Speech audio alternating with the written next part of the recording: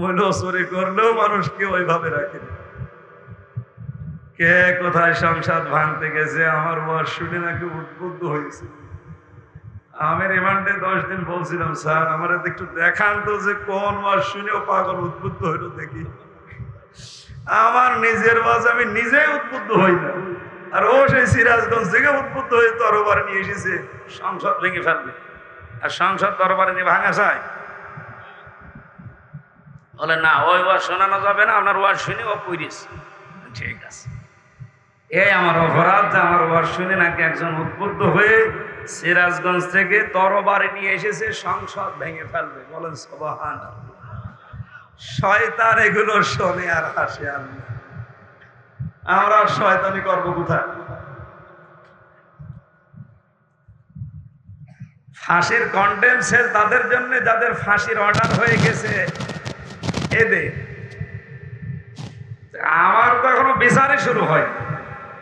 আপনি আমার এভাবে রাখলেন, আমার অধিকারগুলো নষ্ট করলেন, যোগাযোগ বিচ্ছিন্ন করে দিলে, তাও 1-2 দিন 5 দিন না, 3 বছর একাধারে, এদিকে 2.5 হাত এদিকে 3 হাত, 24 ঘন্টা তালা মারি রাখলেন। আপনি একটু বিবেকে বাধ্য না? কষ্ট হয়েছে আমার, কিন্তু লস হয়নি।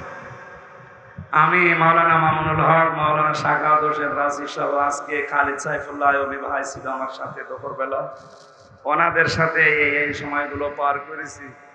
ওখানে আর যাই হোক কোরআনে কারীম মানে আয়ত্ত করা যায়, কারণ বাইরের যোগাযোগ বিচ্ছিন্ন। তো আমি কোরআন সামনে নিয়ে আপনাদেরকে একটা বিষয়ে গ্যারান্টি দিতে পারি, 3 বার শুধু মাতৃভাষায় পড়াটা একবার শেষ করে। আমার তো 75 বারের উপর হওয়ার কারণে আমার কাছে খুব সহজ লাগে। আপনি 3 বার শেষ করবেন এবছর থেকে ওই বছর আসার আগ পর্যন্ত, দেখবেন আপনাকে দিয়ে কোনো ভণ্ড এই দেশে শিরিক বেদাত করাতে পারবে না। আমি আশা করতে পারি নরসিংদীর মানুষের কাছে আগামী বছর যদি এখানে আসি, যেন বলতে পারেন যে আমার একবার হলো পুরা করার মাতৃভাষা শেষ হয়েছে। হ্যাঁ, পারবেন এটা? আপনাকে দিয়ে কেউ শিরিক বেদাত করাতে পারবে না।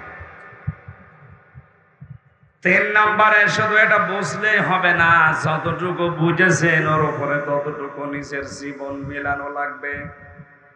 আমি বসে বসে তেলাওয়াত করছি, ওয়ালা ইয়াহুদ্দু আলা তুআমিল মিসকিন। হে নবী, ওই মানুষগুলো কিয়ামত বিশ্বাস করে না যারা মিসকিনদেরকে খাবার দেয় না, খাবার দেওয়ার জন্য উৎসাহ দেয় না। তেলাওয়াত করছি আমি সুর দিয়ে, প্রতিটি অক্ষরে আমার 10টা করে নেকি হচ্ছে। হঠাৎ এক ভিক্ষুক, এক মিসকিন এতিম এসে বলে, আমারে কিছু দেন, আমি আজ সারাদিন না খাওয়া।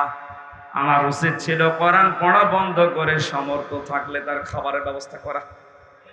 বলেন, এখন যদি বলি না আমার পড়া ডিস্টার্ব করে, ওরে আমি দেব না কিছু, ওসা বলে বলুক গা, কিছুক্ষণ করে চলে যাবে। আপনার কোরআনের পড়ার উপরে আমল হয়েছে, যা পড়লেন ওইটা জীবনে সেট করবে। 3 নাম্বার গেল। 4 নাম্বারে আপনাকে চাই ব্যক্তি, পরিবার, সমাজ, রাষ্ট্রে এ কাজ যারাই আরম্ভ করে তখনই তারা জালেমদের টার্গেট হয়ে যায়। এই জন্য পরের শব্দ ফাস্তাজহারাহু, কোরআন যারা পড়ার পরে একে ইজহার করার চেষ্টা করে। কি করে ইজহার? মানে কত আলেম বসে আছে এখানে, দেখেন তো, আমি 33টার উপরে শব্দের অর্থ পেয়েছি। ইজহার মানে প্রকাশ করা, ইজহার মানে স্পষ্ট করা, ইজহার মানে দাঁড় করানো, ইজহার মানে প্রতিষ্ঠা করা, ইজহার মানে কায়েম করা, ইজহার মানে বিজয় করা। যে ব্যক্তি কোরআন পড়ে আর কোরআনকে বিজয়ী করার জন্য চেষ্টা চালায়, এইটা অনেকের ভেতরে নেই। এই কথার অর্থ বোঝেন আপনি? শুধু পড়লে হবে না, বুঝলে হবে না, একে ইজহার করার জন্য চেষ্টা চালাতে হবে। এখানে মাঝখানে ফা দিয়েছে, ফাস্তাজহারাহু, একে আপনি বিজয় করার চিন্তা করেন, তাহলে ফাহাল্লা হালালাহু ওয়া হারামা হারামাহু, এর হারামকে হারাম জেনে আপনি ছেড়ে দিতে পারবেন, হালালকে হালাল ছাড়ার পরে আঁকড়িয়ে ধরতে পারবেন। যে পরিবার, সমাজ, রাষ্ট্রে কোরআন ইজহার নেই, বিজয় নেই, সেখানে হালালকে হালাল জানার পরও মানা যায় না, এমন জায়গা বাংলাদেশে নেই। ইনি যে জায়গার শিক্ষক, সব যোগ্যতা আছে ওনার, তারপরেও এই জায়গায় ঢুকতে হলে 10 লাখ টাকা আল্লাহর ওলিকে দেওয়া লাগবে। এরকম জায়গা কি শুধু ঈসা খালি ফাজিল মাদ্রাসা নাকি সারা দেশের অবস্থায়? কেন? কারণ কোরআন দেশে বিজয় নেই। যদি বিজয় থাকতো ওনার ওই 10 লাখ টাকা দেওয়া লাগতো না। এই কথা বলে না কেন? হালালকে হালাল জানার পরেও উনি ওইটা আঁকড়িয়ে ধরতে পারছে না, হারামকে হারাম জানার পরেও ছেড়ে দিতে পারছে না, বাধ্য হয়ে দেওয়া লাগছে। কথা বুঝতেছেন? এখানে এজহারের পরে আল্লাহর নবী এই দুইটা শব্দ দিয়েছে। সুতরাং দল মত নির্বিশেষে কোরআন যারা পড়েন, পড়লেই 10টা নেকি হয়, এই নিয়ত করে পড়েন, মাস্ট বি হবে আপনার। আপনার জীবনের যেন টার্গেট থাকে কোরআনকে কি করে ইজহার করা যায়, এটা বিজয়ী থাকবে। কি থাকবে? যদি কোরআন বিজয়ী করার চিন্তা ভাবনা আপনার ভেতরে না আসে, আকালার রাসূল ইয়া রাব্বি ইন্না কওমি ইত্তাখাযু হাযাল কুরআন মাহজুরা। সূরা ফুরকানের ভেতরে আছে কিয়ামতের দিন বিশ্বনবী নিজে আপনার আমার বিরুদ্ধে মামলা দায়ের করবে। বলেন তো, আল্লাহর নবী যদি নিজে বাদী হয়, কেউ পৃথিবীতে জান্নাত পাওয়ার আশা করতে পারে? কোরআনের সাথে আচরণ দেখে বাংলাদেশে আমার এই আয়াত পড়ে মনে হয় আজ 100 জনের 95 জন আমরা নবীর মামলার আসামি। আল্লাহ মামলা দেয় শুধু জালেমদের বিরুদ্ধে। ইন্নামাস সাবিলু আলাল্লাযিনা ইয়াজলিমুনান নাস। আমি আল্লাহর অভিযোগ, আমি আল্লাহ মামলা দেব তাদের বিরুদ্ধে যারা মানুষ হয়ে মানুষের উপরে জুলুম করে। আল্লাহর মামলা কাদের বিরুদ্ধে? আরো জোরে বলেন। রাসূলের মামলা যারা কোরআনকে পেছনে ফেলে রাখে তাদের বিরুদ্ধে। এদেশে আল্লাহর মামলার আসামি আর রাসূলুল্লাহর মামলার আসামি দিন দিন কমতেছে না বাড়তেছে? আমরা যেন ওই কাতারে পড়ে না যাই।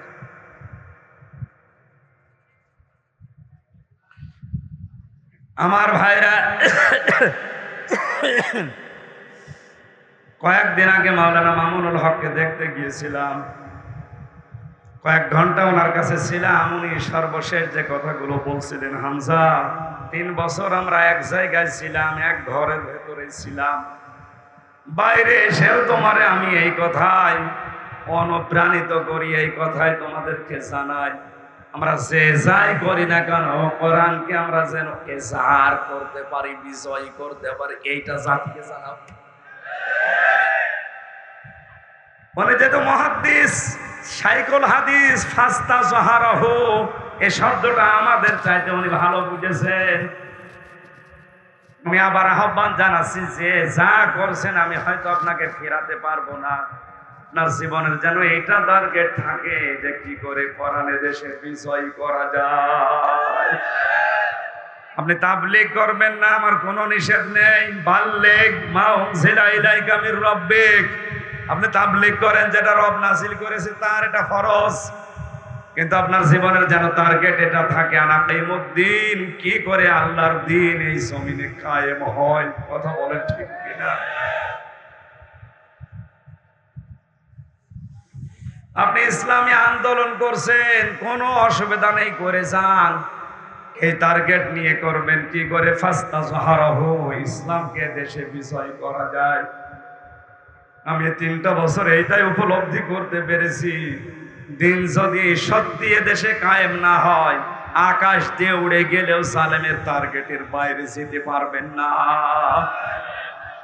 কি অসহায় ছিলাম 10 দিন, আল্লাহ জানে আর আমি জানি।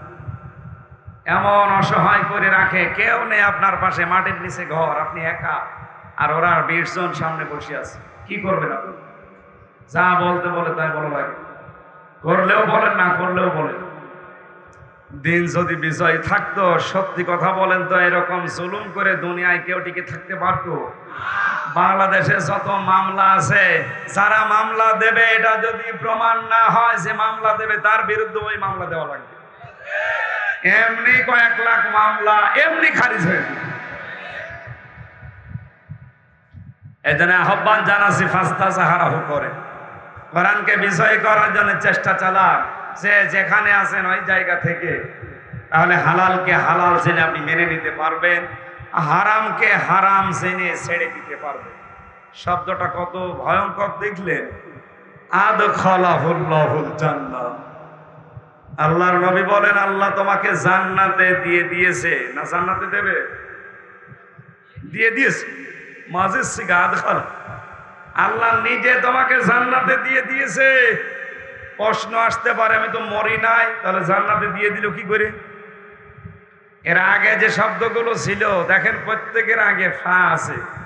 মান কারাল কোরআন বলার পরে ফাস্তাজাহারাহু ফাহাল্লা হালালাহু। আমি যেহেতু এখানে শব্দ এক মাপের লোক না, ও বললে আপনি হয়তো বুঝবেন না। আলেম যারা তারা জানে এই বিষয়টা। আগের বিষয়গুলো যদি সত্যি আপনি মেনে নিতে পারেন আর চোখে দেখতে পারেন যে কোরআন বিজয় হয়ে গেছে, হালালকে হালাল জানার পরে আঁকড়িয়ে ধরা যাচ্ছে, হারামকে হারাম জানার পরে ছেড়ে দেওয়া সহজ হচ্ছে, আপনি মনে করবেন আপনি মিনি জান্নাতে আছেন। আমি কথা বোঝাতে পেরেছি? এর পরবর্তী শব্দ আরো সুন্দর, ওয়াসাফাহু ফি আশারাতিন মিন আহলি বাইতিহি কুল্লুহুম ক্বাদ ওয়াজাবাত লাহুন নার। আপনাকে সুপারিশের অনুমতি দেওয়া হবে আপনার আপনজনদের ভেতরে এমন 10 জনের ব্যাপারে যাদের জন্য জাহান্নাম অবধারিত হয়ে গিয়েছিল। আল্লাহ হাদিসটা আমি সহ যারা এসেছি গোড়া থেকে শেষ পর্যন্ত যেন পুরাটা আমাদের প্র্যাকটিক্যাল লাইফে আমরা সেট করতে পারি। বলেন আমিন। দরুদ আর সালাম পড়ছে আমাদের নবী মুহাম্মদ রাসূলুল্লাহ সাল্লাল্লাহু আলাইহি ওয়াসাল্লামের প্রতি। কোরআনে কারিমের সূরা মারিজ থেকে মাত্র একটা আয়াত পড়েছি, তার ছোট্ট আয়াত। কয়টা? একটা আয়াত পড়েছি। জবান খুলে আয়াতটা একটু পড়ি, এরপরে আমরা তাফসীর আকারে কথা বলি ইনশাআল্লাহ। আউযু বিল্লাহি মিনাশ শাইতানির রাজীম। বিসমিল্লাহির রহমানির রহিম।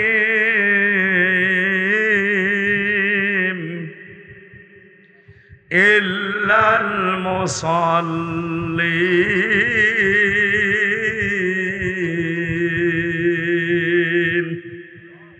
সাদাকাল্লাহুল আযীম।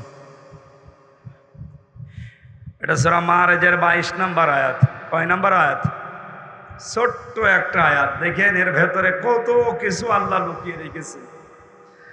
আল্লাহ রাব্বুল আলামিন বলেন মুসল্লি ছাড়া।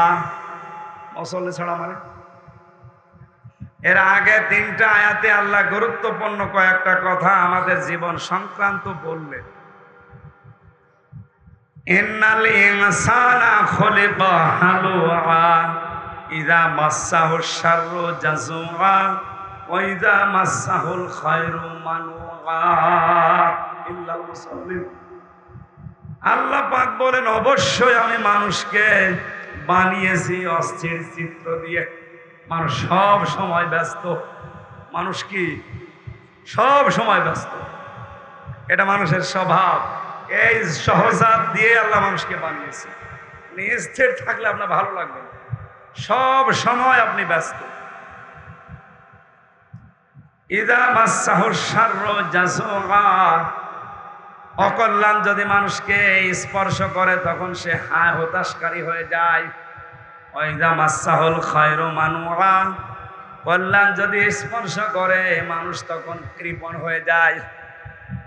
এই কথাগুলো বলতে বলতে হঠাৎ করে আল্লাহ আলোচনার ধরন পাল্টিয়ে ফেলেছেন। নরসিংদীবাসী কোরআন শুনছেন যেহেতু খুব খেয়াল করে শুনবেন। আল্লাহ পাক মানুষের কয়েকটা গুণের কথা বললেন যে মানুষকে অস্থির চিত্র দিয়ে আমি আল্লাহ বানিয়েছি। সব সময় ব্যস্ততা নিয়ে আছে, সব সময় মানুষ চঞ্চল ব্যস্ত। ভালো জিনিসটাকে স্পর্শ করলে কৃপণ হয়ে যায়, খারাপ জিনিস স্পর্শ করলে ওই মানুষটা হতাশ করে। ইল্লাল মুসাল্লিন, তবে মুসল্লিরা ছাড়া। কারা? আমরা এখানে যারা আছি সবার ভেতরে উপরে বর্ণিত 3টা গুণ এখন আছে না নেই? আছে। অথচ আল্লাহ বলেন যারা মুসল্লি তাদের ভেতরে এগুলো থাকে না। আমার এই 33 বছর বয়স, 11 বছর থেকে মোটামুটি আমি নামাজে এতে সময় থেকে মাদ্রাসায় দিয়েছে। এই 33 বছর পর্যন্ত তো নামাজ আমার ছেড়ে দেওয়া হয়নি, আমি নামাজে আছি। তো আগের এই 3টা গুণ আমার এখনো পর্যন্ত ভেতরে আছে কম বেশি। জেলখানাতে বাস্তব কিছু অভিজ্ঞতা আমার এই 3টা আয়াতের উপরে আলোকে পেয়েছি আমি। যা আল্লাহ বললেন এই 3টা গুণ তাদের ভেতরে নেই যারা মুসল্লি। আমিও তো মুসল্লি, আমার ভেতরে গুণগুলো আছে। আমি অস্থির, আমি হায় হতাশ করছি, আমি সব সময় চঞ্চল, সব সময় অস্থির হয়ে আছি, সব সময় আমার মনের ভেতরে ব্যস্ততা। অথচ 18 বছর, 22 বছর, 25 বছর পর্যন্ত অনেক আলেম আমার সামনে দেখলাম, তারা যেখানে আছে তাদের ভেতরে এইগুলো নেই। কয় তাদের তো ছেলে মেয়ে, স্ত্রী পুত্র, মা বাবা, দুনিয়া আপন বলতে আমরা আর কাউকে নেই, জানি এটাও জানি কেউ নেই। তারা নামাজ আদায় করছে, তাদের ভেতরে এগুলো নেই। আমরা নামাজ আদায় করছি, আমাদের ভেতরে উপরে বর্ণিত এই 3টা বিষয় আছে। তাহলে ওর নামাজ আর আমার নামাজ, আল্লাহর এই কথা মিলছে না। আল্লাহর এই কথাটা মনে হয় ভুল। আপনি মিলান নিজের সাথে। এবার শুধু শুনতে আসা না, মুসল্লিদের ভেতরে অস্থিরতা থাকে না, হায় হতাশ থাকে না। পৃথিবীর যত বড় বিপদ তার উপরে আসুক না কেন, বিষয়টা যদিও গোপন, ক্যামেরা না থাকলে আমি বলতাম এর কিরমান কাদিমের জন্য বলা হচ্ছে নিচে নামে ঠিক হবে না। শেষে এমনি 3 বছর গেল, 6 বছর চলে যাবে, দরকার নেই ভাই। এটা ইল্লাল মুসাল্লিনটা যেহেতু নিজে দেখে এসেছি, এই কারণে আমি উদাহরণটা সেট করতে চাচ্ছিলাম। যে ক্যামেরাগুলো যদি 50 বছর আগের মতো সাহায্য সাহেবের মতো ওয়াজ করতাম, যে সামনে কেউ নেই, বলতাম, কেউ কিছু বলতো না, ছাতা কালকেই এমন ভাবে লাগিয়ে দেবে, আগে পরে রংচং দিয়ে, শেষে যা বলতে চেয়েছি ওইটা না দিয়ে এখানে প্রসাব করিবেন, না করিলে 50 টাকা জরিমানা। প্রসাব না লাগলেও জোর করে প্রসাব করে 50 টাকা জরিমানা দেওয়া হবে। এই জন্য আমি ওটা বলতে পারলাম, দুঃখিত। ইল্লাল মুসাল্লিন, আমরা আল্লাহর ভাষা শুনলাম যে মুসল্লিদের ভেতরে অস্থিরতা থাকে না। আমাদের ভেতরে এখনো পর্যন্ত এটা কাটছে না।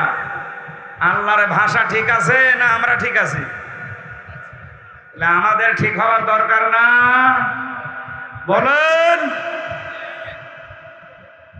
কিছু আসলে আমরা হায় হতাশকারী হয়ে যাই, অথচ ওই মানুষগুলো তো আমাদের মতো মানুষ, তারাও নামাজ পড়ছে, তাদের জীবনে আমি হায় হতাশ দেখি না। অথচ আমার চাইতে 100 গুণ বেশি বিপদে তারা আছে। আমার তো অত বড় ক্ষতি হয়নি, যত বড় ক্ষতি হয়েছিল আমার সামনে ওই মানুষগুলো। তো তাদের ভেতরে আমি হতাশার ছাপ পাইনি। ইন্নাল্লাযীনা ক্বালু রাব্বুনাল্লাহু সুম্মা ইসতাকামু তাতানাজ্জালু আলাইহিমুল মালায়েকা। এই আয়াতগুলো মনে হচ্ছে আমি বাস্তব নাজিল হওয়া দেখে আসছি। তারা আল্লাহকে রব বলে টিকে থাকতে পারে, আল্লাহ তাদের উপরে নিজে রহমতের ফেরেশতা পর্যন্ত নাজিল করে সাহায্য করে। আল্লাহ তাখাফু ওয়ালা তাহজানু, এসে বলে ভয় নেই, চিন্তা নেই। কিসের ভয়, কিসের চিন্তা? হয়তো তুমি এই বিপদে পড়ার কারণে অনেক কিছু হারিয়েছো, হারাচ্ছ, হারাবে। যাদের নিয়ে চিন্তা করছো, যাদের নিয়ে চিন্তা ভয় হচ্ছে, আল্লাহ যেন নিজে কুদরতি হাত দিয়ে ফেরেশতাদের মাধ্যমে ভিডিও ক্যামেরা আকারের সামনে ক্লিপ ধরে রেখেছে। দেখ, কোনো চিন্তা নেই, চলে আয়, কোনো ভাবনা নেই, ভয় নেই। যাদের জন্য চিন্তা করো, ভয় করো, ওগুলোর দায়িত্ব আমি আল্লাহ আমার হাতে নিয়ে নিয়েছি। এই জন্য ওই মুসল্লিগুলোর ভেতরে জাজুয়া নেই। ওরা হতাশা কি এটা ওদের ছাপ চেহারার ভেতরে পাওয়া যায় না। আর আমাদের ওর চাইতে 100 ভাগের 1 ভাগ বিপদ যদি আসে, আমরাও মুসল্লি, আমরাও কি, কিন্তু জাজুয়া আমাদের জীবন থেকে যাচ্ছে না। আমরা কল্যাণ পেলেই কেমন যেন কৃপণ হয়ে যায়, অকৃতজ্ঞ হয়ে যায়। সৃষ্টিকর্তা যিনি আমাকে বানিয়েছে শেষ পর্যন্ত তাকেই ভুলে যায়। আল্লাহ পাক বলেন মুসল্লি যারা তাদের ভেতরে যেহেতু এই গুণাগুণগুলো থাকবে না, এই জন্য মুসল্লি যারা কান খাড়া করে শোনেন। এবার এখানে আল্লাহ 12টা গুণ দিচ্ছেন। কয়টা? একটা একটা করে আপনি মিলাবেন। আলেমরা আছে, আমি সহ প্রত্যেকেই যেন 12টা গুণ আজকে থেকে অর্জন করার চেষ্টায় থাকি। যেহেতু আমরা মুসল্লি, আমরা নামাজি, আমরা বেনামাজি না, এই ট্যাগ আমাদের নামে নেই, তাহলে এখানে আমরা আসতাম না। আমরা যেহেতু মুসল্লি, আল্লাহর ভাষায় আমাদের এই 12টা গুণ অবশ্যই মাস্ট বি অর্জন করতেই হবে।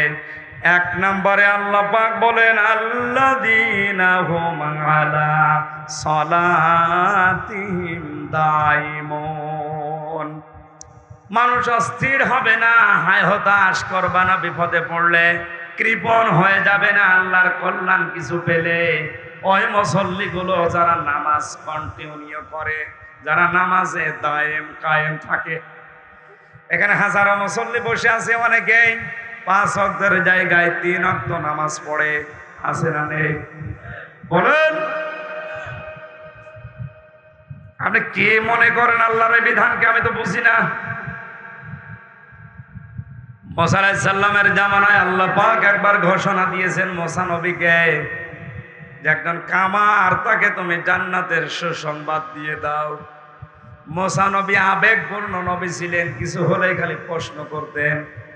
ডাক দিয়ে বলে, রব্বুল আলামিন, দুনিয়ায় তুমি আর লোক পেলে না, একটা কামারের নাম বললে, কি করে সে এমন? আল্লাহ পাক বলেন, একটু দেখো।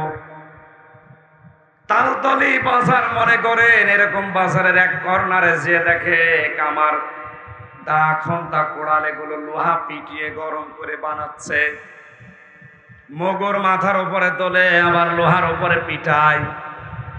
হঠাৎ করে মাথার উপরে তোলার সঙ্গে সঙ্গে নামাজের সময় হয়ে গেছে। এখন যেমন আজান দেওয়া হয়, ওই সময় একটা সিস্টেম ছিল। মগরটা লোহার উপরে পিটিয়ে তারপরে তিনি নামাজে দাঁড়াতে পারতেন। মুসা নবী আলাইহিস সালামের জামানায় যেহেতু 1 ওয়াক্ত নামাজ ফরজ ছিল, এই মগরটা পেছন দিক থেকে ফেলে দিয়ে সঙ্গে সঙ্গে নামাজে দাঁড়িয়ে গেছে। মুসা নবী ডাক দিয়ে বলে, মাবুদ, তুমি একে জান্নাতের সুসংবাদ দিতে কেন বললে? আমি বুঝতে পেরেছি। এই লোকটা মগর লোহার উপরে পিটিয়ে তারপরে নামাজে দাঁড়াতে পারতো। তোমার বিধান এত গুরুত্ব দেয় জীবনে, এত বেশি দাম দিয়েছে তোমার বিধানকে, মগরটা মাথার উপর দিয়ে পেছন ফেলে দিয়ে সামনে না দিয়ে তোমার বিধান পালন করার জন্য সচেষ্ট হয়ে গেছে। এত গুরুত্ব যে লোকটা তোমাকে দিতে পারে, তাকে তুমি জান্নাতে না দিয়ে পারো না। জোরে বলেন সুবহানাল্লাহ। নরসিংদীবাসী, এটা রেকর্ড হচ্ছে, সারা দুনিয়ায় ছড়াবে। 175 কোটি মুসলিম, সবাইকে সামনে নিয়ে বলছি, আপনি আর যাই করেন ফরজ নামাজটা সময় মতো ছেড়ে দেবেন না। আমি আপনার হাতে পায়ে ধরে বলছি, দাইমন এটা কন্টিনিউ করেন, এটা দায়েম কায়েম রাখেন, নয়তো আপনি আল্লাহর আয়ত্ত থেকে বাইরে চলে যাবেন। কেউ যদি ফরজ নামাজ বাদ দিয়ে দেয়, মহান আল্লাহ বলেন, নবী আপনি বলেন, আমি তার দায়িত্ব আমার হাতে আর রাখি না, ছেড়ে দেই। আপনি কি এই কথাটা এত ছোট মনে করলেন? এত হালকা মনে হচ্ছে তার কাছে? আল্লাহ পাক যদি কোন বান্দা বান্দির দায়িত্ব ছেড়ে দেয়, ওর 1 সেকেন্ডটাও নিরাপদে থাকা সম্ভব না। কথা বলে না কেন? এই মানুষের রক্তের ভেতরে 5 প্রকার ক্যান্সার হচ্ছে। 1 প্রকার যদি আল্লাহ লাগিয়ে দেয়, পুরা নরসিংদী বিক্রি করে ঔষধের পয়সা জোগাড় করতে পারবেন না। আপনি কার ওপর ভরসা করে মস্তানি করেন, আমার তো বুঝে আসে না। আল্লাহ আপনার আয়ত্ত দায়িত্ব যেন ছেড়ে না দেয়। 5 ওয়াক্ত ফরজ নামাজ অন্তত 17টা ফরজ সেজদা আপনি জীবন চলে গেলেও ছাড়বেন না। মেয়েদের 3 দিন 5 দিন 7 দিন 10 দিন ওটা নাই মাফ, বাদ দিলাম। তো পুরুষের তো ওই অবস্থা নেই, শুধু পাগল হয়ে যাওয়া আর অজ্ঞান হয়ে যাওয়া ছাড়া আমাদের নামাজ মাফ আছে। আরো জোরে বলেন। এই বিধানটা গুরুত্ব দেন, সামনে অনেক কিছু আল্লাহ আপনাকে সহজ করে দেবে।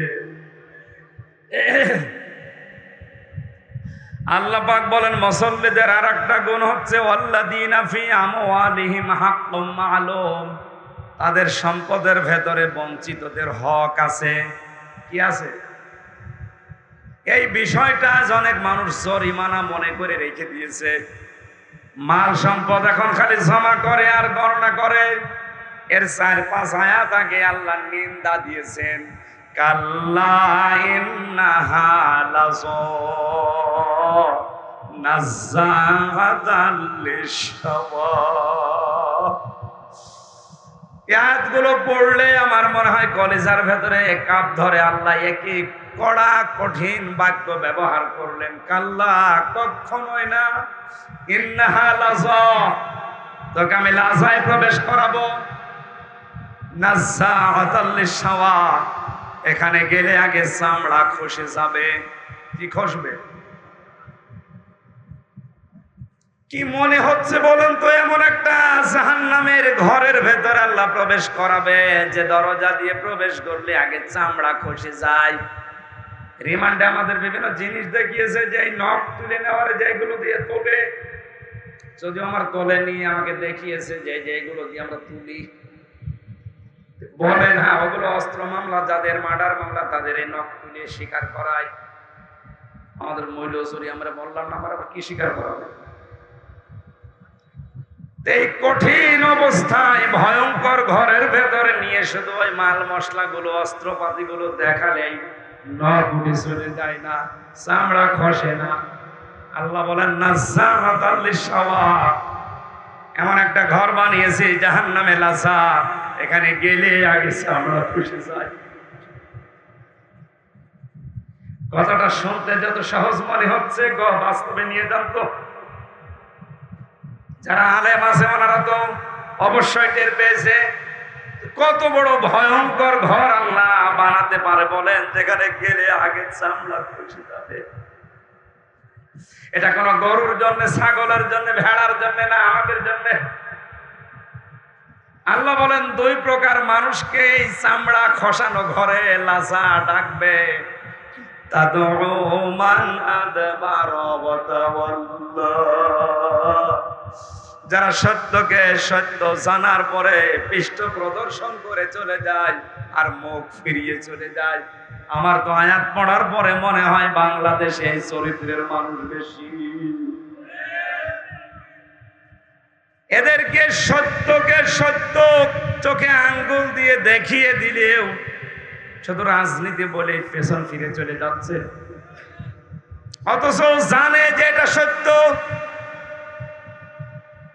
এই বিশ্বাস নিয়েও সেই 10, 15, 20, 30 কিলো দূর থেকে এখানে এসে বসে আছে যে হামজা এসেছে কুষ্টিয়া থেকে, ও বাবার কথা বলবে না, ও দাদার কথা বলবে না, ও নিজের দলের কথা বলবে না, ও জানে যে কোরআন দিয়ে কথা বলে, কোরআন দিয়েই বলবে। চোখে আঙ্গুল দিয়ে দেখিয়ে দিচ্ছি যে এইটা এইটা এইটা।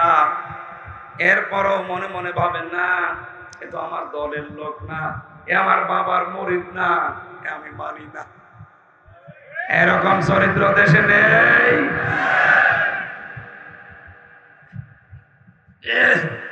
চামড়া খসানো ঘরে আপনাকে ডাকবে, তাদউ মান আদবার ওয়া তাওয়াল্লা, সত্যকে সত্য জানার পরও যারা পৃষ্ঠ প্রদর্শন করছে। আমি আবার রিপিট করছি, সবার জীবনে যেন টার্গেট থাকে দিন কি করে এদেশে বিজয়ী হয়। এ টার্গেট যার জীবনে নেই, এটা রাজনীতি মনে করেন। পায়খানা করা এটাও রাজনীতি মনে করা লাগবে। টয়লেটে যাওয়ার সময় যারা বলেন আল্লাহুম্মা ইন্নী আউযু বিকা মিনাল খুবুসি ওয়াল খাবাইস, এই কথা বলেন না কেন? এই কথাটা বলার পরে যে 8-10 মিনিট বসে থাকেন, বের হওয়ার পরেই বলেন গফরানাক, আল্লাহ তুমি আমারে মাফ করো। আলহামদুলিল্লাহিল্লাযী আযহাবা আন্নিল আযা ওয়া আফানি, এই গন্ধ জিনিস আমার শরীর থেকে বের করে দিলে এই জন্য তোমার শুকরিয়া। আমাকে তুমি স্বস্তি, শান্তি, নিরাপত্তা দিয়েছো এই গন্ধ জিনিস বের করার মাধ্যমে। এটা যদি কেউ ডান পা দিয়ে বের ঢোকে, বাম পা দিয়ে ঢুকে, ডান পা দিয়ে বের হওয়ার সময় এই দোয়াটা পড়ে, আধা ঘন্টা যদি টয়লেটে বসে থাকে, আধা ঘন্টা ইবাদত। এই কথা বলে না কেন? আধা ঘন্টা যদি টয়লেট করা ইবাদত হয়, 10 নবীজি কোরআন দিয়ে রাষ্ট্র চালিয়েছে, কোরআনে ঝাড় ছিল, বিজয় ছিল। 30টা বছর 4জন সাহাবী কোরআন দিয়ে রাষ্ট্র চালিয়েছে। এক কথা বলে না, ওইটার কথা বলতে গেলে আপনার কাছে রাজনীতি মনে হয়, তাহলে টয়লেট করাও রাজনীতি। সহজ কথা যদি না বুঝে, না বোঝার ভান করে উল্টা দিকে চলে যান, অপেক্ষায় থাকেন, চোখ বন্ধ হতে দেরি হবে, লাজা নামক জাহান্নামের চামড়া খসানো ঘরে আপনাকে প্রবেশ করাতে হবে। পরেরটা তো আরো কঠিন। যারা মাল সম্পদ জমা করছে আর একে সংরক্ষণ করার জন্য বিভিন্ন পায় তারা করছে, বিভিন্ন লাইন খুঁজতেছে। আজ বাংলাদেশে এই চরিত্রের মানুষও বেশি, মানে খাপের খাপ মুমতাজের বাপ মিলে যায়, তো এই জন্য আমার আসতে দেয়, কারণ জানে যে আসলে যা বলবে সব আমার সাথে মিলে যাবে। কয়েকদিন আগে খুলনা গিয়েছিলাম, এটা গিয়েছিলাম 18 সালে, আবার এই যে 4-5 দিন আগেও ছিল।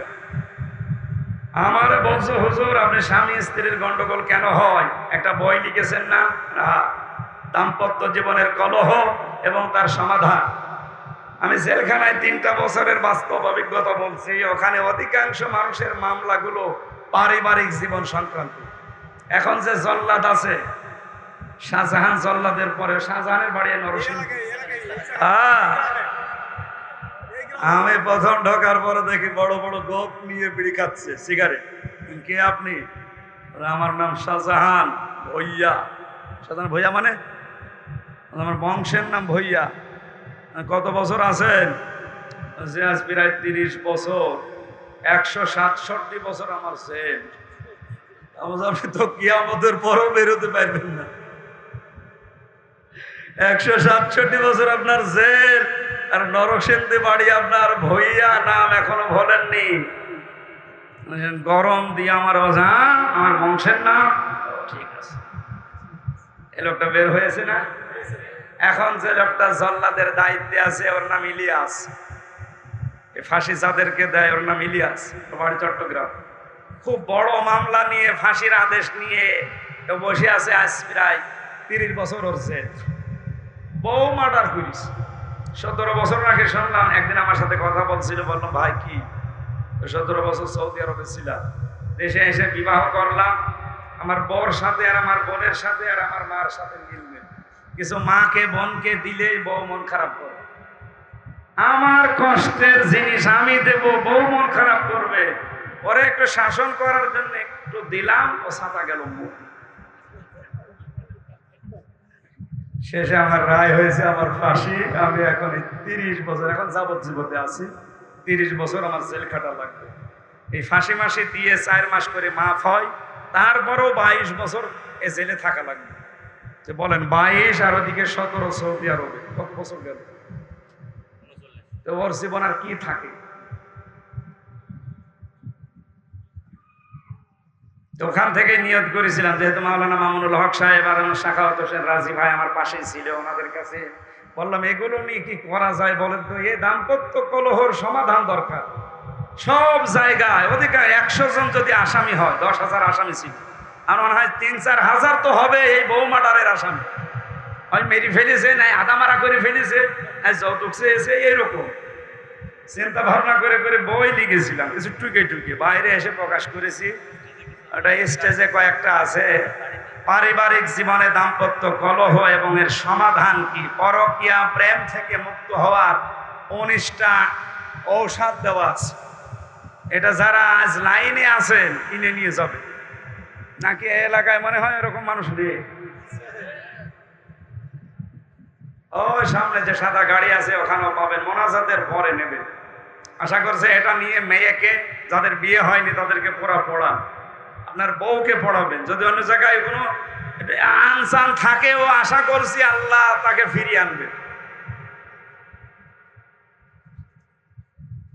যেই দেখে খাপের খাপ মিলে যাচ্ছে, তখন আমার কানের কাছে মুখ নিয়ে বলছে, হুজুর পারিবারিক জীবনে খুব ঝামেলা আছে, আপনি এক কাজ করেন, ওপরের কথা বললেই তো শুধু রাজনীতি করবেন, পারিবারিক জীবনের কথা বলেন, এখানে বিভিন্ন দলের লোকজন আছে। ঠিক আছে, সূরা নিসার 35, 36, 34, 35, 36 এই আয়াতগুলো আমারে দিল।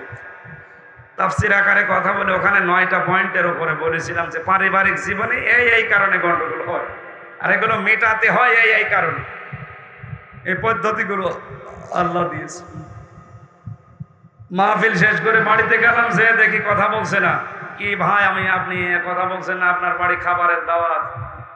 হুজুর, আমার বর সাথে আমার গন্ডগোল হয়েছে, আপনি জানলেন কি করে?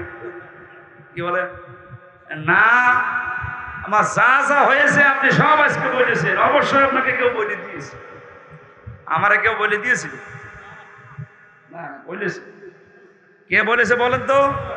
কোরআনে কারীম ১৫০০ বছর আগে জানিয়েছে যে এই কারণে গন্ডগোল হয়।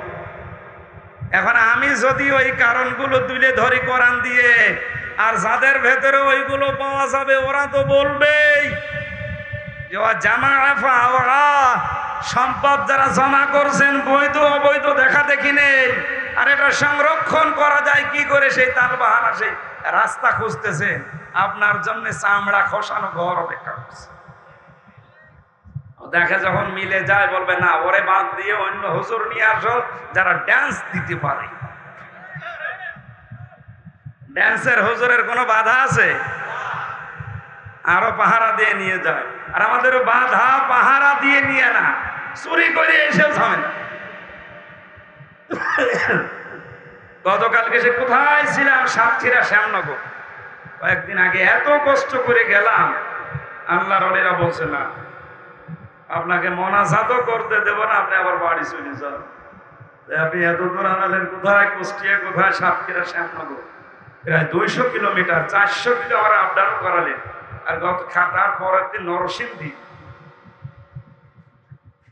সম্মানিত ভাইরা, না আমি যেটা বলছি আমার বানানো কথা, আপনিও বিশ্বাস করেন যে বানানো না। কোরআন পড়লে আপনিও এটা পাবেন। আপনি কেন লিখে দিলেন তাফসীরুল কোরআন মাহফিল? এখানে লিখে দিতে পারতেন না যে এখানে কিচ্ছা কাহিনী বলা হবে? আমিও এরকম মাছের কাহিনী মুখস্থ করে আসতাম। এক কথা বলে না কেন?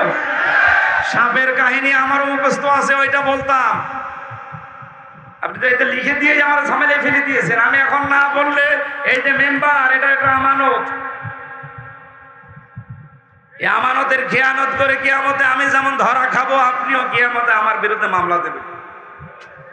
আমিও মামলার আসামি হতে চাই না, আপনাকেও জাহান্নামে নিতে চাই না। আজ যারা বৈধ অবৈধ দেখা দেখি নেই, মাল শুধু জমা করছেন, শুধু কামাচ্ছেন 2 হাত দিয়ে, হাজার হাজার মামলা রেডি করে রেখেছেন যে টাকা কামাবেন বলে। আমার 2টা মামলা দিয়ে হয়নি, বলছে 500 মামলা আপনার নামে রেডি আছে। যা যা বলতে বলে এগুলো যদি না বলে, এই মামলাগুলো বাংলাদেশের 64 জেলায় দেব। শুধু ঘুরতে ঘুরতে জীবন শেষ হয়ে যাবে। বলে সুবহানাল্লাহ, আউযুবিল্লাহ। এগুলো কেন দেবেন? আপনি নিজেও জানেন যে এই ধরনের কাজে এ সম্পৃক্ত না। এ প্রতিষ্ঠিত এদেশের একটা রাজনৈতিক দলের সাথে সম্পৃক্ত। ওইটাও করে, মন প্রাণ দিয়ে করে, কারণ দিন কায়েমের চেষ্টা করে জাহান্নাম থেকে বাঁচার জন্য। আপনি নিজেও জানেন এটা, তারপরে উল্টা পাল্টা ট্যাগ লাগিয়ে, কারণ এই ট্যাগগুলো লাগাতে পারলে আপনি মাল কামাতে পারবেন। আমার মাঝে মাঝে যখন কোর্টে হাজিরা দিতে যায়, আমার চিন্তা হয় মামলার আয়ুটা নিয়ে, আল্লাহ এ কি বাঁচবে কি করে? কিন্তু 100 ধরা খাবে। এদেশের হাজারো মামলার আয়ু আমি সাবধান করছি ভাই, এখনো থামেন। যে যেই বিষয় জানে না ওই বিষয়ে যদি আপনি তাকে দোষারোপ করে তার জীবনটা নষ্ট করে দেন, আপনি মনে করছেন সুখে থাকতে পারবেন? আপনি যে বললেন না, এটা কি বানিয়ে বললেন না? কোরআনে কারিমে সূরা নিসার 112 নম্বর আয়াতে আল্লাহ নিজে দলিল দিচ্ছে, অমাইয়াকসিবে খতিআতান আও ইসমান সুম্মা ইয়ারমি বিহি বারিআন ফাকাদ ইহতামালা বুহতানা ওয়া ইসমান মুবিনা। এটা তাফসিরে হাক্কানিতে আছে, আর তাফসিরে ফি জিলালিল কোরআনে আছে। ব্যাখ্যাগুলো বলতে গেলে সময় বেশি লাগছে, এজন্য খুব শর্টকাট করছি। গায়ে ভালো করে খেয়াল করেন। আল্লাহ পাক বলেন, মহান মানুষ এমন দুনিয়ায় আছে নিজে অন্যায় কাজ করে, নিজেও অন্যায় কাজ করে আঞ্জাম দেয়, আর কাজটা যখন হয়ে যায় তখন একটা ভালো মানুষ নিরপরাধ মানুষের উপরে দোষটা চাপিয়ে নিজে ভালো সাজে। এ যেন প্রকাশ্য পাপের বোঝা বহন করে নিয়ে বেড়াচ্ছে। এটা যে বাস্তবগত। ইমাম মালিক রহমতুল্লাহ আলাইহির জামানায় তাফসিরে হাক্কানির ভেতরে এটা আমি পড়েছি, জেলখানায় বসে বসে। ওনার জামানায় এক মহিলা মারা যাবার পর এক মহিলা লাশ ধোয়াতে গেছে, রানের উপরে হাত দেওয়ার পরে গেছে হাত আটকে আর খুলতে চায় না।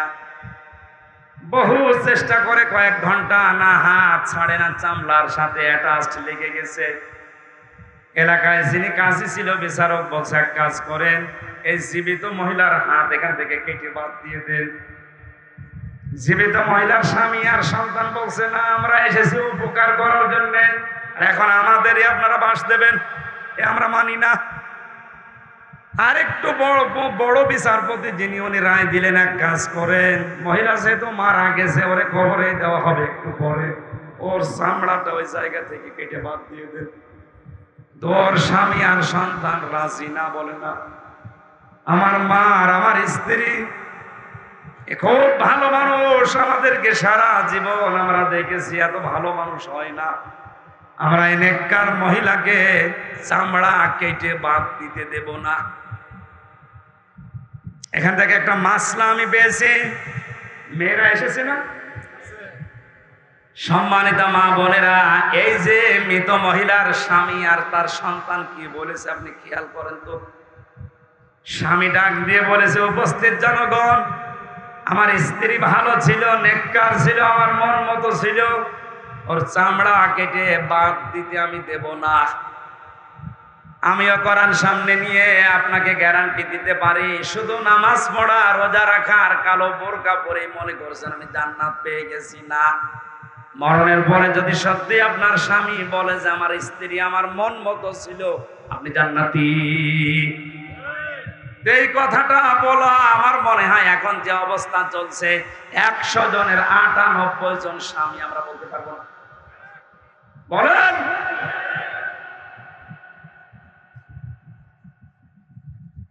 নেককার স্ত্রী হওয়ার জন্য শুধু নামাজ রোজা আর কালো বোরকা পরায় না। স্বামী যাদের আছে জায়েজ কথাগুলো মেনে নেবেন। 4টা কারণ আমি পেয়েছি তিরমিজি শরীফের হাদিসে। নবীজি বলেন, নেককার মহিলা তো এটা যখন স্বামী বাইরে থেকে আসবে তাকে আনন্দ দেবে যে কোনো ভাবে। 2 নম্বরে স্বামী আসলে তার খেদমতের জন্য এগিয়ে যাবে। 3 নম্বরে স্বামীর জায়েজ আশাগুলো পূর্ণ করবে। 4 নম্বরে স্বামী যেটা পছন্দ করে ওইটা যদি জায়েজ হয় জীবন থাকতে মেনে নেবে। আমি নিজের স্বামী, আমি বাস্তব কথা বলছি। আমার শালাটা প্রথম বউটা বাদ দিয়েছে কয়েকটা কারণে। তার প্রথম কারণে বউ নাকি বলেছিল যে আমার সাথে থাকতে হলে মা বাবাকে নিয়ে থাকা যাবে না, এজন্য ওটা বাদ দিয়ে আর একটা করিস। শুধু আমার শালা এই কাজ করেছে না, এ দেশে এরকম মানুষ আছে। এই কথা বলছে না কেন? আমার ওই শালা সহ, আমি সহ, এ মাওলানা সহ প্রত্যেকটা স্বামী আমার মনে হয় আমরা চাই যে বিয়ের পরে আমার মা বাবা যেন আমাদের সাথে থাকে। কথা বলে না কেন? কিন্তু আজ 100 জনের 98টা বৌমা এটা চাই না। এটা তো জায়েজ আছে, স্বামী চায়, আপনি চান না কোন কারণে? আপনার ভাগে কম পড়ে যাবে। আপনাকে বুদ্ধি দেয় আপনার মা আর আপনার বড় বোন। আমার মনে হয় নরসিংদে ওয়াজ করা ঠিক হচ্ছে না।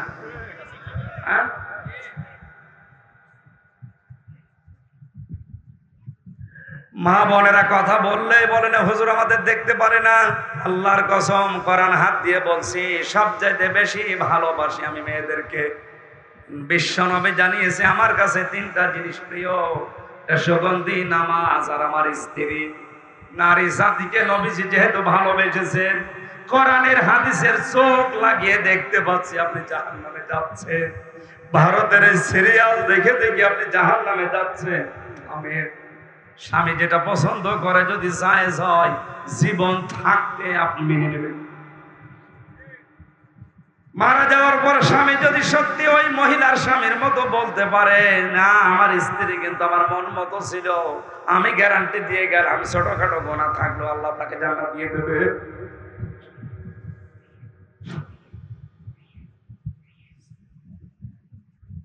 সবাই মিলে বলছে কি করা যায়, কেউ তো রাজি না।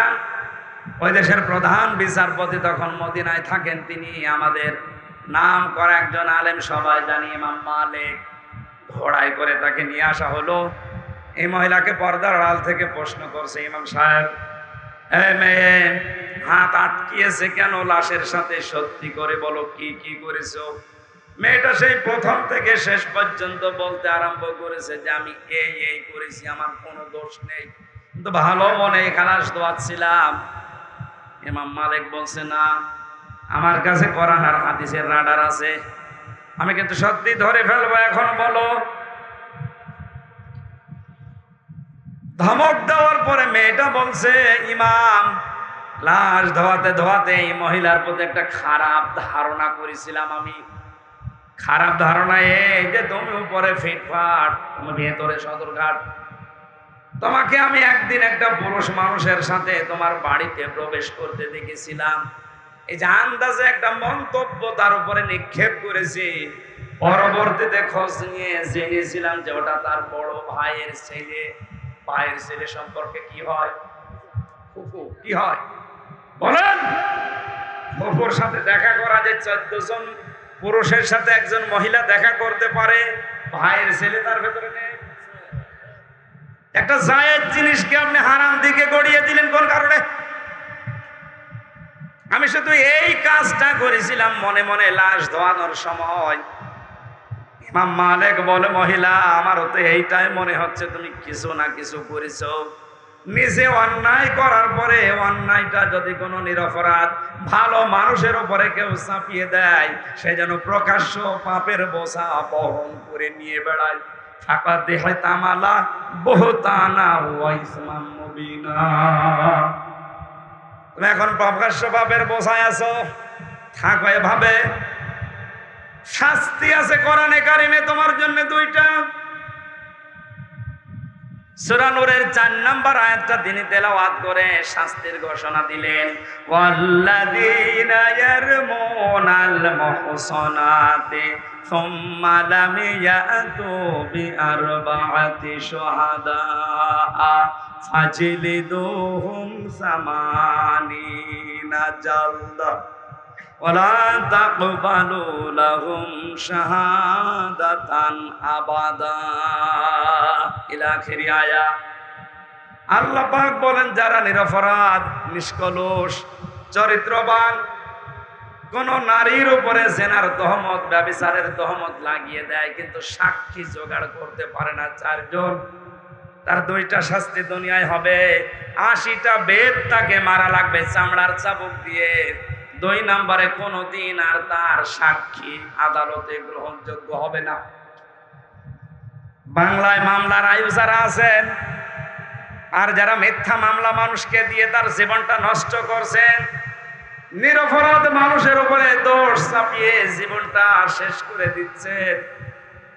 আজকে একটা সংবাদ আমি পেয়েছি, আমি নাম নিতে পারলাম না, দুঃখিত। নিরপরাধ মানুষকে বিনা কারণে কেউ যদি হত্যা করে আর কেউ যদি এই সাপোর্ট করে এই হত্যাকে, আল্লাহ তাকে দুনিয়ায় শাস্তি দেয়। এটা আমি আজকে দেখতে পেয়েছি। ইন্না বাতশা রাব্বিকা লাশাদীদ। আল্লাহ বলেন, আমি কিছু বলি না, কিন্তু যদি ধরি ওরে আর ছাড়ি না। ভিন্ন মত ভিন্ন দল পোষণ করা এটা কি অপরাধ এই দেশে? তাহলে গণতন্ত্র গণতন্ত্র বলেছিলেন কেন? ভিন্ন মত ভিন্ন দল আমি করতেই পারি, তাই বলে আপনি আমার চোখ তুলে নেবেন? কথা বলেন না কেন? তাই বলে আপনি 3 বছর আটকিয়ে রাখবেন? কিসের গণতন্ত্র বলেছিলেন আপনি বলেন? অন্যায় কাজে যে করেছে আপনি সাপোর্ট করেছেন, আল্লাহ পাক ও আপনাকে ঠিক একই কায়দায় শাস্তি দিয়ে দেখিয়ে দিয়েছে। এটা আল্লাহর কোরআনের সূরা নিসার 5 নম্বর পারা 15 নম্বর পৃষ্ঠা 12 নম্বর লাইনের 112 নম্বর আয়াত। কোনদিন মিথ্যা হবে না। আমি আরেকটা দলিল বলছি, বাড়ি যে দেখবেন সূরা আনআম 8 নম্বর পারার 1 নম্বর পৃষ্ঠা 10 নম্বর লাইনের 115 নম্বর আয়াত।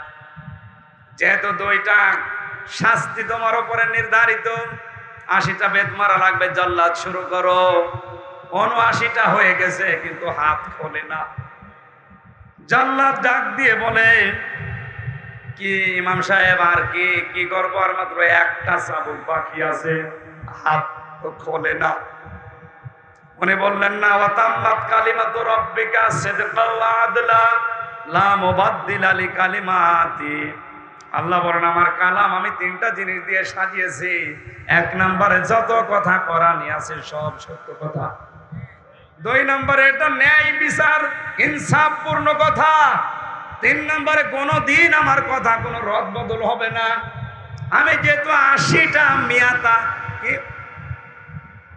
সামানিনা জালদা দিয়েছি, 80টা বেত মারা লাগবে, 79টা হয়ে গেছে, আর একটা মাত্র বাকি, এখনো হাত খোলে না। এই একটা মারার পরে যদি হাত না খোলে, তাহলে কোরআন দিয়ে বিচার করলাম, অনেকের বিচারের উপরে আস্থা উঠে যাবে। শুরু করো বিসমিল্লাহ বলে। শুরু করলেন বিসমিল্লাহির রহমানির রহিম বলে, আর একটা 80টা মারা শেষ, সঙ্গে সঙ্গে চট করে হাত খুলে গেছে। আমি শুধু ঘটনা বলার জন্য এ পর্যন্ত আসি নাই, আমার শিক্ষা।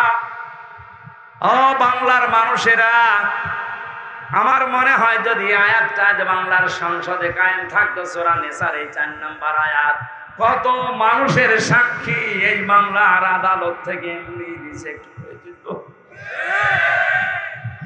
মরণের আগে আর আপনার সাক্ষী নেওয়া হতো না। ওয়ালা তাকবালু লাহুম শাহাদাতান আবাদা, কোনদিন আপনার আর সাক্ষী নেওয়া হবে না।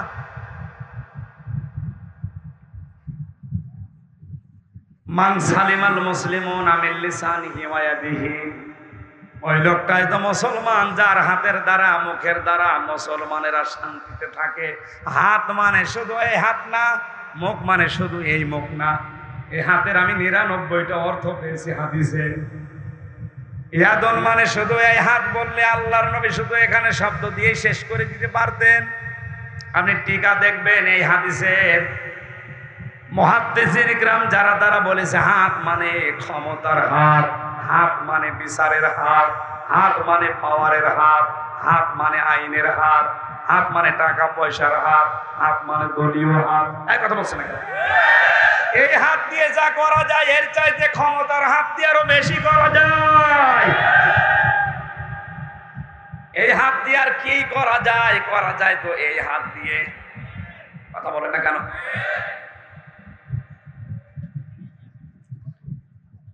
এজন্য যাদের এই হাতের দ্বারা, যাদের ক্ষমতার হাতের দ্বারা, সম্পদের হাতের দ্বারা, প্রভাব প্রতিপত্তির হাতের দ্বারা, মুখ মানে শুধু এই মুখ না, অনেকে মুখ বুঝে থাকে তারপরও কাজ হয়ে যায়।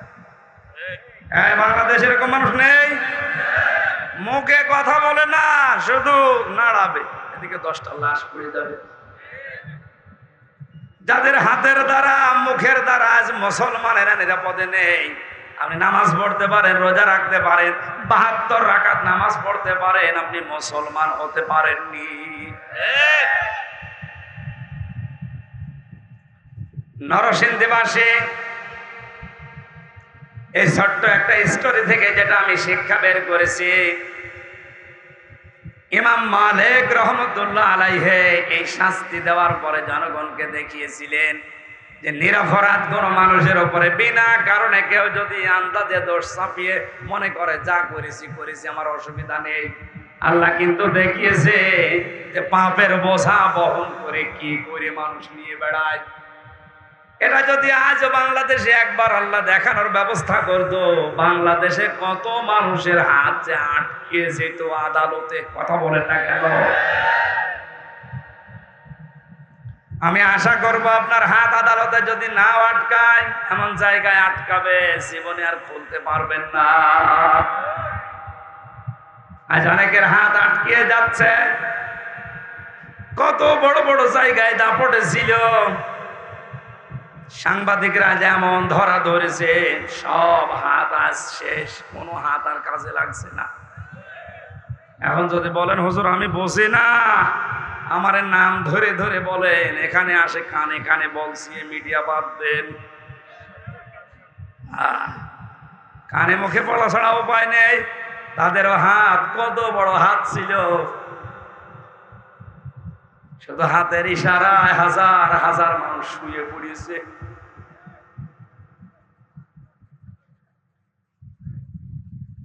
আর যারা মাল সম্পদ জমা করছেন এভাবে আর সংরক্ষণ করার লাইন খুঁজতেছেন, ইয়াহসাবু আন্না মালাহু আখলাদা, মনে মনে করছেন এটা আমার কাছে স্থায়ীভাবে থাকবে। কখনোই না। দুদুক ধরলে, সাংবাদিক ধরলে আপনি দিশেহারা হয়ে যান। আমার আল্লাহর দুদুক, আল্লাহর সাংবাদিক আছে না নেই? ওগুলো তো এখনো বাকি আছে। আল্লাহ আপনাকে লাজায় দিয়ে চামড়া খসানোর আগে আপনি শান্ত হচ্ছেন না। আমরা যেহেতু মুসল্লি, আমাদের ভেতরে এগুলো যেন না আসে। আমাদের মালের ভেতরে, সম্পদের ভেতরে হক আছে। এই তালতলি বাজারে ঢাকা থেকে এসে আপনি বাসে নামলেন, আপনি ধনী মানুষ, এখান থেকে 2 কিলোমিটার দূরে আপনার বাড়ি। আপনি যদি বলেন 2-3টা রিকশা দাঁড়িয়ে আছে, থাক আমি হেঁটে যাব, আপনার জন্য জায়েজ নেই। কারণ কি? যে রিকশাগুলো দাঁড়িয়ে আছে এখানে 20 টাকা 30 টাকা নিয়ে ওর সংসার চলবে, আপনার এই পকেটের টাকার ভেতরে আল্লাহ ওর খাবার লুকিয়ে রেখেছে। এই কথা বুঝতেছেন? আপনার গ্রামের ভেতরে, গোলার ভেতরে যে ধান আছে, চাউল আছে, ওটা শুধু আপনার একার জন্য না। ওখানে মুরগির খাবার আছে, ওখানে কামলার খাবার আছে, গরিবের খাবার আছে। আল্লাহ আপনার কাছে আমানত রেখে দিয়েছে, ওই খাবারগুলো তাদের কাছে আপনার মাধ্যমে পৌঁছাবে। আমরা নামাজি, আমরা মুসল্লি, আমাদের ভেতরে এই গুণ আসবে না। আমরা আমাদের সম্পদের হেফাজত করব, বলেন আমিন। আল্লাহ পাক বলেন লিসাইলি ওয়াল মাহরুম, বঞ্চিত এবং ভিক্ষা যারা যায় তাদের ভেতরে এই মানুষগুলো সম্পদ বন্টন করে। এদের তাফসীর পড়তে গিয়ে ফি জিলালিল কোরআনে সাইয়্যিদ কুতুব দিয়েছেন, সম্পদ যাদের আছে তাদের 5টা কাজ দুনিয়ায় করা লাগবে। 1 নম্বরে সম্পদের মালিক যারা আছেন তাদের প্রথম টার্গেট হবে কি করে দারিদ্র মুক্ত দেশ, সমাজ উপহার দেওয়া যায়। প্রধানমন্ত্রী ক্ষমতা পাওয়ার পরে যতগুলো কাজ করেছে তার ভেতরে অন্যতম প্রশংসামূলক কাজ এইটা, একটি খামার, একটি বাড়ি। এই প্রকল্পটা, এই কথা বলছে, বিরোধিতা করতে হয়, করবো অন্ধভাবে না, এই কাজটা ভালো কাজ। একটি খামার, একটি বাড়ি, এই কাজটার প্রকল্প যিনি চালু করেছেন প্রধানমন্ত্রী শেখ হাসিনা। হাজার হাজার মানুষের কর্মসংস্থান তৈরি হয়েছে, একটা মাথা গোজার ঠাঁই হয়েছে। এই কথা বলে না কেন? হ্যাঁ, যদিও যাদের মাধ্যমে এগুলো এসেছে এই মানুষগুলো একটু নয় ছয় হালকা পাতলা করতে পারে। হয়তো 100 টাকা বাজেট ছিল, 99 টাকা খেয়েছে, 1 টাকার কাজ করেছে, তাও তো করেছে নাকি? বাজেট তো উনি ঠিকই দিয়েছিলেন। সম্পদ আলা মানুষ যারা কি করবেন, বেগম পাড়া বানিয়ে এখন যদি চোখ বন্ধ হয় বেগম পাড়ায় নিয়ে যাবে আপনারে। সম্পদ মাল কামাই করছে, দেখা দেখি নেই। বাবা শাহজালাল সব হালাল।